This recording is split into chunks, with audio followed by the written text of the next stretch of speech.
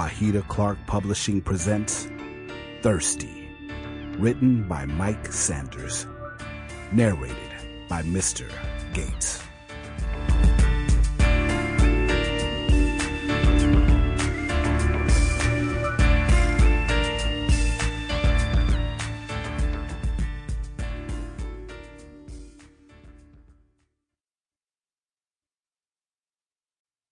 Prologue.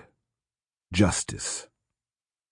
As I nervously climbed those winding stairs with my baby 380 clutched tightly in my sweaty palms, I could feel beads of sweat trickling down between my breasts. With each step I climbed, my heart beat like jungle drums and felt as if it would leap from my chest at any given moment. Regardless, I knew I had to steel my nerves, but I also knew there was no turning back.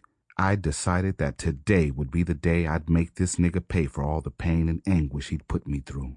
As I neared the door to his home office, I could hear the familiar melodious sound of his money-counting machine as it rhythmically spit out bill after bill. I was hoping that I'd rocked him to sleep during our time together, so he'd be totally oblivious to what I was about to do. I was hoping that he'd gotten so comfortable as to have left the door unlocked. He knew I had never disturbed him while he was in his room handling his business, because I knew a man needed his space from time to time. But today, his space was about to become mine as well. When I was directly in front of the large oak door, I stood there and silently prayed my nerves would allow me to carry out my task. Hell, it's not every day a sister's about to catch a damn body. 1,000,001 emotions began to well up in me all at once, so suddenly that it felt as if they were colliding and toppling over one another. I tried with all the restraint I could muster up to hold back the tears, which were fighting to be released. But it was to no avail.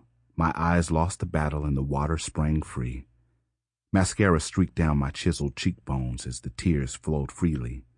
Just the thought of how easily the man beyond this door had come into my life and turned it upside down made me really grasp the concept of what could happen when a man catches you at a vulnerable stage. I witnessed firsthand how a woman's mind can really get twisted. After taking a deep, nervous breath, I reached for the cold knob and was thoroughly surprised to find it unlocked. I paused for a moment to muster up the courage I needed.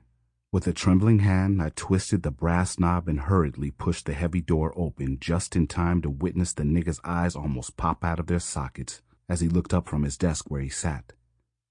"Justice," he called out my name while staring in astonishment as I stood there in his doorway brandishing a pistol, looking like a Sample complete. Ready to continue?